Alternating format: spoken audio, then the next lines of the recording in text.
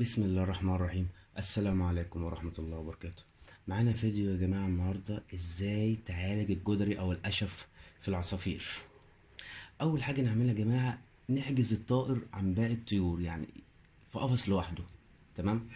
بالنسبة للعلاج في علاجات كتير، يعني عندك جليسرين، ليمون، بس انا اختار لكم اسرع حاجة النهاردة، يعني حلت معايا المشكلة بطريقة سريعة. معانا دلوقتي مرهم الكبريت. مرهم كبريت ده يا جماعة أسرع حاجة للقضاء على مرض الجدري. تمام. هتلاقيه في أي صيدلية عامة.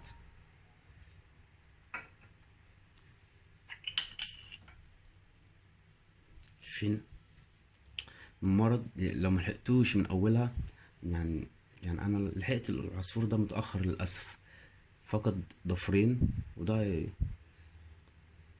هيقل معاه في عملية التكاثر طبعا، إن هو يعرف يقف على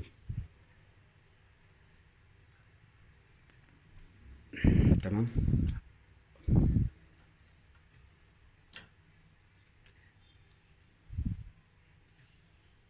بس خليكم انت تتعامل مع العصفور، تتعامل يعني ده عصفور، تتعامل بلطف يعني، لا تكسر له رجله ولا حاجة. حاول تدهني المناطق اللي فيها قشف.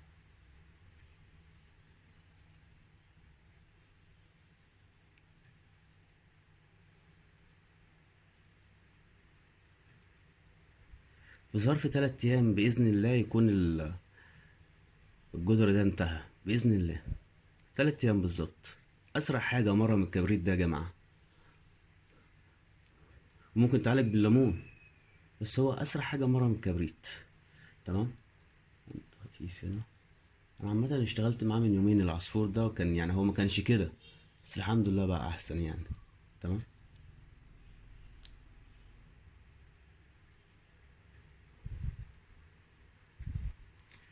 مرض الجدر يا جماعة والأمراض المعوية لازم تفصل الطير عن باقي الطيور، لأن دي أكتر أمراض بتنتشر بين العصافير. العدوى